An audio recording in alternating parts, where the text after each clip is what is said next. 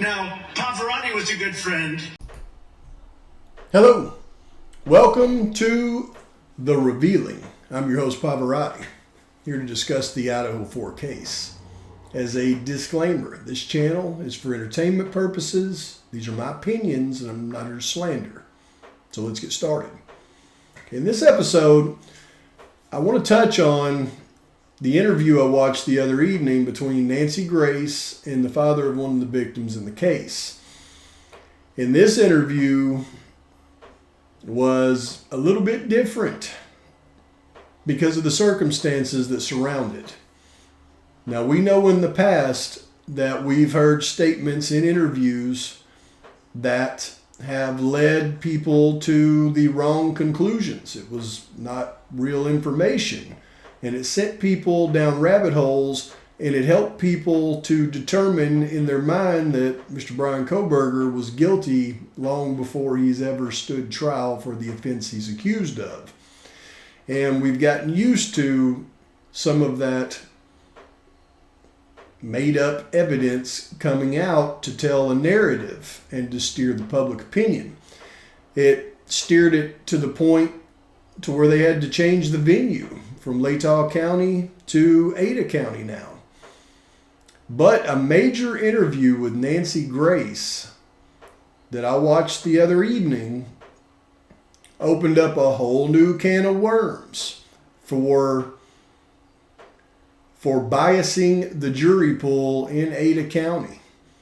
Because once again, what you could consider new evidence is being described, but it's being described in a manner in which it's meant for people to take it and run with it. So I want to get out in front of this one just a little bit, because I know exactly what he's suggesting in this interview. And I'm going to play you a short clip from it, and we're going to listen to some of the idiocy as it relates to what the court has clearly said is no stalking. That means no stalking. When they say no stalking, that means no surveilling. Okay, it's the same thing in sheep's clothing. But now, surveilling wasn't even a strong enough language. Now they've gone straight from no stalking to it was stalking and hunting. Now that's hunting. But that isn't even the big bomb that was tried to be dropped in this interview. So listen to this short clip, and then we're going to discuss, and then I'm going to show you what I have in my mind determined to be true as it relates to an important aspect of this case, and I'm going to share it with you, and we'll get your opinions on it.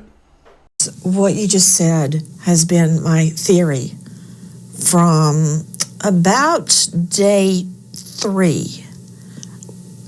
Hunting them down, because people always ask, of course, as you know now, the state doesn't have to prove a motive, but practically speaking, a jury will want to know a motive.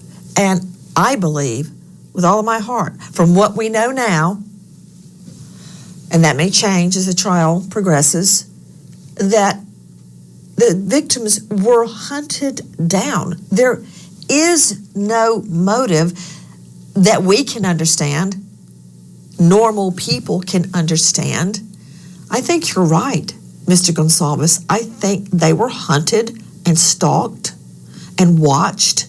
Now, I know the state came out in court and said there is no evidence of stalking.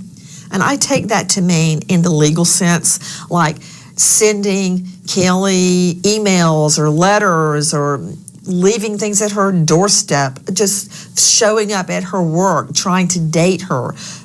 I don't think it's stalking in that sense, the way we normally think of it. I think it was more, as you said, hunting. Yeah, I'm trying to be careful how I describe some of the things that is out there, but Yeah, this is a criminologist. This is somebody who spent, probably a century studying law and getting the ins and outs. This person knows there cannot be a direct connection, an easy direct connection. That's how everyone gets caught. So you got to reverse engineer it back to what he was doing and the steps he was taking. I think this will go all the way back to his Pennsylvania home. In his actual room, you're going to find out that he planned this murder from that actual location, and he left Pennsylvania with a thought and a motivation to go out and kill someone. So took it from stalking to surveilling. Now it's hunting. Meant to create bias in the jury pools. Only reason for this interview. But here is the dangerous part. Because if you listen close to what he said that the planning, they both mentioned the fact that there is no connection, of course, because there isn't one. So you have to think about it in a different way. And since there is no motive, now he's suggesting you have to go all the way back to his life in Pennsylvania, and you'll find the answers to your questions in his bedroom in Pennsylvania. Now, anybody that has paid close attention to this case and is sharp would know what he is suggesting right there. What he's suggesting is during the search warrant of Brian Kohberger's bedroom at his parents' house in Pennsylvania, do you remember what they found? That everybody thought could be significant, but nobody knows what it is. They found a book. In page 118, there was something underlined in that book. You can bet that was the carrot that he just threw out in that interview. And I imagine somebody sharp like him in later interviews will expand on that carrot. But he has to do it over multiple interviews, or else he could be seen as disseminating protected information in the case. So I just wanted everybody to be aware of what you're hearing when you hear him say that. Now, I happen to have a strong belief that I found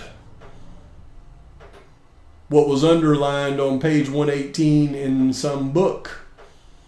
After a lot of looking, a lot of research, a lot of books to go through, it finally became clear to me. And I'm pretty sure that I found page 118 underlined. Some of you may have found it already. I don't know. I've never heard anybody discuss what I'm about to discuss. But first of all, let me give you a hint on what book it is. 2018 lecture and Q&A with famed author Margaret Atwood. Isn't that a nice picture? Except for that whole business about the guy who's seated in the front row clutching his copy of The Handmaid's Tale. It's kind of like a sea of women.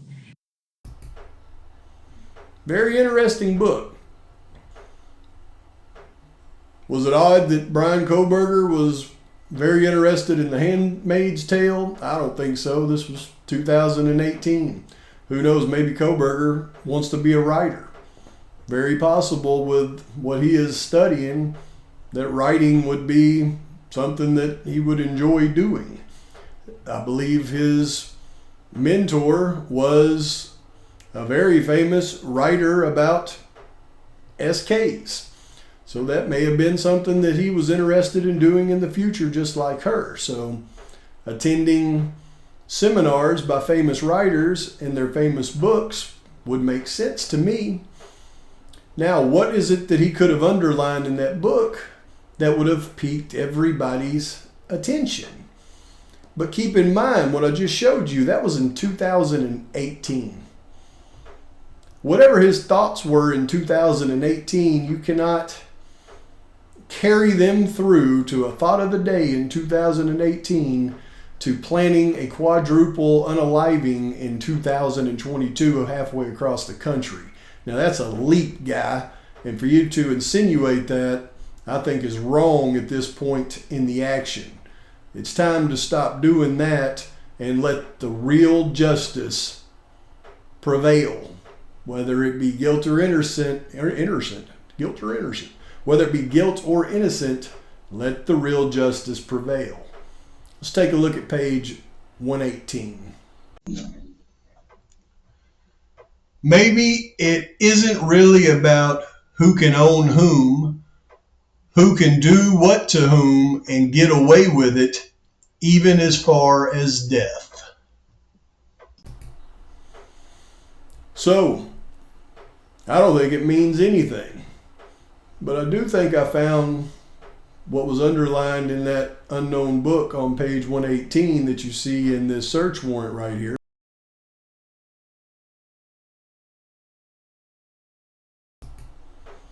But I could be wrong. Tell me your thoughts. In fact, please post your thoughts, your criticisms, anything that you want to post. Also, please like and subscribe to the channel. And until next time, Pavarotti's out.